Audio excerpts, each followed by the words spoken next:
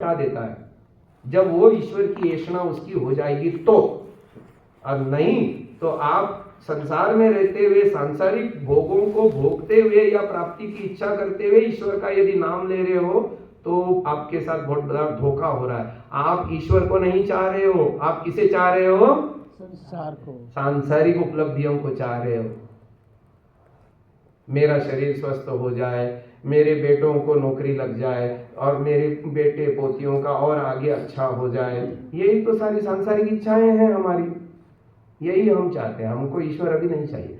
जिस दिन ईश्वर को हम चाहेंगे फिर हम बोलेंगे संसार को बहुत इकट्ठा कर लिया, खाने पीने रहने लायक कई पीढ़ियां खाने लायक इकट्ठा हो गया, अब भगवान का भजन करते हैं।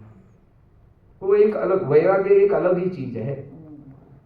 तो चलो आगे चलते हैं। तो ये आनंदमय कोश हो गया। तो ये 5 का विभाजन एक है। तो इसमें जो है ना आरोह क्रम है प्राणायाम मंत्र में, ओम भू ओम भुवः ओम स्वः ओम महः ओम जनः ओम तपः ओम सत्यम।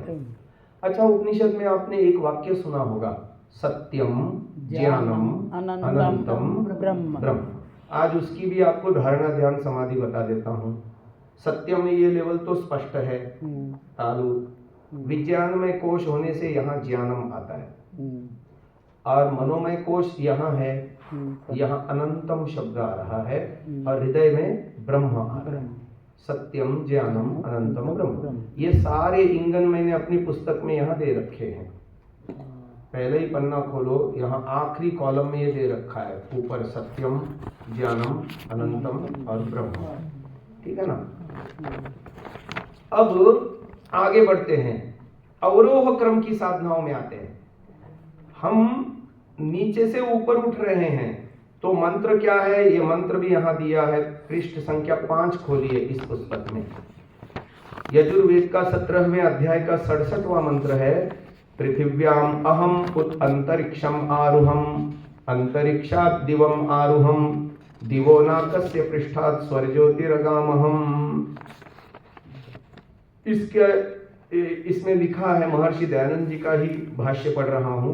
हे मनुष्यों, जैसे किए हुए योग के अंगों के अनुष्ठान संयम सिद्ध अर्थात धारणा ध्यान और समाधि में परिपूर्ण अहम यह मैं पृथिव्याः पृथ्वी के बीच अंतरिक्षम आकाश को उत आरुहम उठ जाऊं और नाकस्य सुख कराने हारे दिवह प्रकाशमान सूर्य लोक के पृष्ठात् समीप से स्वह अत्यंत सुख और ज्योति ही ज्ञान के प्रकाश को अहम मैं अगम प्राप्त हो जाऊं, वैसा तुम भी आचरण करो।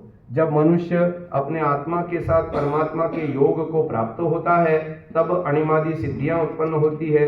उसके पीछे कहीं से न रुकने वाली गति से अभीष्ट स्थानों को जा सकता है, अन्यथा नहीं। ये महर्षि दयानंद जी का इस मंत्र पर भाष्य है। मैं सरल करके बताता हूँ। पृथ्वी लोक से मैं ऊपर उठ जाऊं, अंतरिक्ष लोक पर आरूढ़ हो जाऊं, अंतरिक्ष लोक पर भी न रुकूं, फिर और ऊपर उठ जाऊं, द्युलोक पर आरूढ़ हो जाऊं, जो हमने प्राणायाम मंत्र में किया, ओम भू ओम भुवः ओम स्वः ओम महः ओम जनः ओम तपः ओम सत्यम। और जो 7वां मंत्र है ना स्तुति प्रार्थना उपासना का, सनो बंधुर्जनिका सविधाता धामानि वेद भुवनानि विश्वा। अब इसके भी रहस्य थोड़े से खोल देता हूँ। एक है धाम और एक है भुवन। धाम 3 होते हैं, ये इसी मंत्र में बताया गया है। यत्र देवा अमृतम आनशाना तृतीय धाम, तीसरे धाम में। तीसरा धाम कौन सा है? यही द्युलोक है। ठीक है। दूसरा धाम ये अंतरिक्ष लोक है और निचला धाम भूलोक है। तो तृतीय धामन अध्ययनयंत का मतलब क्या है? जहां नित्य आनंद युक्त मोक्ष स्वरूप धारण करने हारे परमात्मा में विद्वान लोग स्वेच्छा पूर्वक विचरते हैं। ये ऋषि का भाष्य है। तो जो है ये जो तीसरा धाम है वही स्वर लोक है। 3 धाम तो हो गए। अब भुवनानि विश्वा, भुवन कितने होते हैं? 7 होते हैं। कितने भुवन होते हैं जी? इस मंत्र में नहीं बताए गए पर मैं बता रहा हूं आपको। यही जो प्राणायाम मंत्र में 7 ऊर्जा केंद्र बताए गए हैं यही भुवन है। ओम भू ओम भुवः ओम स्वः ओम महः ओम जनः ओम तपः ओम सत्यम। और इसी बात को वेद का एक मंत्र अभिव्यक्त कर रहा है। अथर्ववेद का पहला ही मंत्र है ये त्रिसप्ताह, तीन तो हो गए लोक और 7 हो गए भुवन। ये त्रिसप्ताह पर्यंति विश्वारूपाणि बिभ्रतः वाचस्पतिर्बला तेषां तन्वो अद्य